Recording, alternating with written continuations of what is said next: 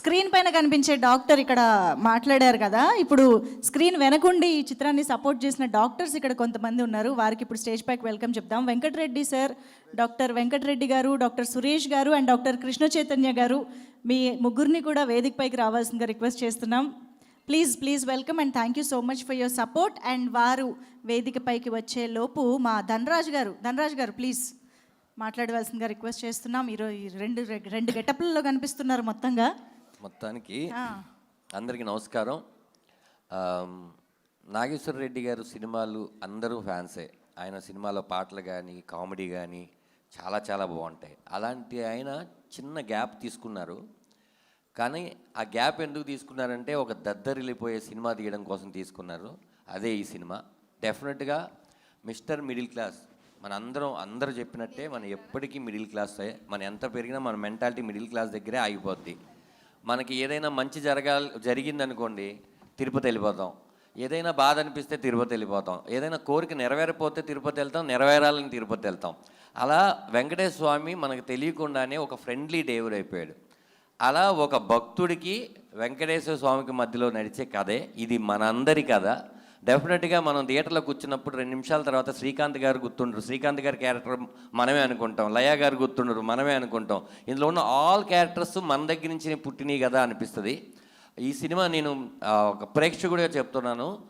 చాలా సినిమాలు యాక్ట్ చేస్తాము, చాలా సినిమాలు థియేటర్ బయట వరకు వస్తాయి, కానీ కొన్ని సినిమాలు మాత్రం మనం ఇంటి వైపు వస్తాయి, ఇంటికి వెళ్ళిన తర్వాత కూడా ఆలోచింపజేస్తుంది. అలాంటి సినిమా ఇది. నేను ఈ సినిమాకి సాయి కార్తిక్ ఎప్పుడూ చెప్తుంటాడు, ఆయన చాలా చాలా లోపల పెట్టుకుంటాడు. సినిమా ఏదైనా కనిపిస్తే అతని దగ్గర ఉన్న ఇన్స్ట్రుమెంట్లు అన్నీ తీసుకొచ్చి వాయించేస్తాడు.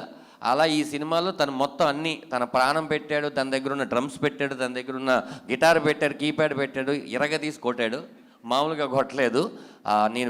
నేను రాజేంద్ర ప్రసాద్ గారు ఇంట్రడక్షన్ సీను చూడడానికి వెళ్ళానండి. చూసిన తర్వాత నేను అలాగే ఉండిపోయి ఇంటికి వెళ్ళి సరే ఏమైతే అయింది, రాత్రి 8 అయింది పర్లేదు అనుకుని రాజేంద్ర ప్రసాద్ గారికి ఫోన్ చేసి ఒక పావుగంట మాట్లాడాను. సార్ నేను వెంకటేశ్వర స్వామిని చూస్తున్నట్టే ఉందండి, ఆ మ్యూజిక్ అవన్నీ చూసిన తర్వాత నా వల్ల కాలేదు, ఎట్టి పరిస్థితుల్లో మీకు కాల్ చేయాలి అని చేశాను సార్ అంటే, ఆయన కూడా ఏమన్నారంటే అంత నా గొప్పతనం ఏం కాదమ్మా, నాకు ఆ క్యారెక్టర్ అంటే నాగేశ్వర రెడ్డి గారిని ఆయన నాగి అని పిలుచుకుంటారు, ఆయన వేయించారు, చాలా సంతోషంగా ఉంది, నీకు నచ్చింది కదా, నీకు అంటే ఒక ప్రేక్షకుడిగా నీకు నచ్చిందంటే నేను కూడా బాగా చేసినట్టే కదా అన్నారు.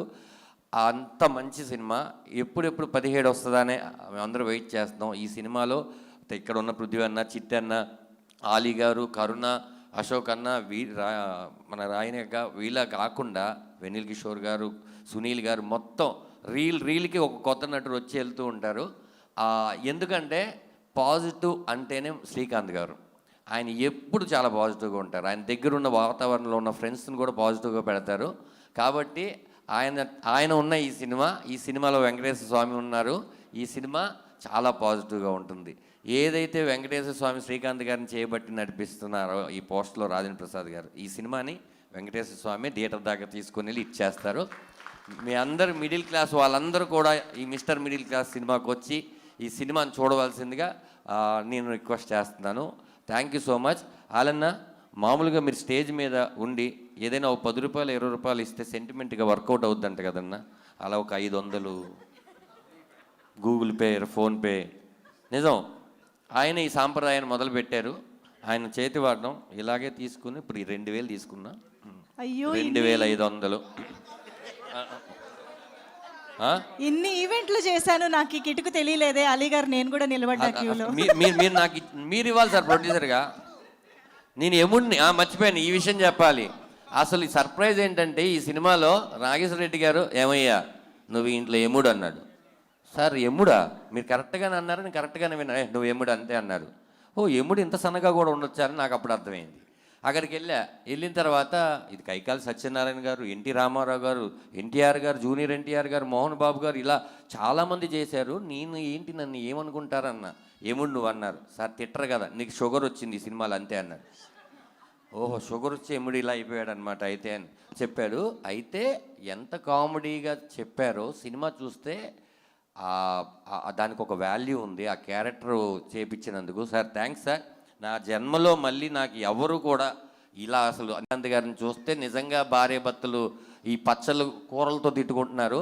ఇది చూసిన తర్వాత కొత్త తిట్లు మీరు భార్యాభర్తలకు అలవాటు చేసిన వాళ్ళు అవుతారన్న, వాళ్ళందరూ కూడా మీకు మెసేజ్లు పెడతారు, ఇలా కూడా తిట్టొచ్చా భార్యలని.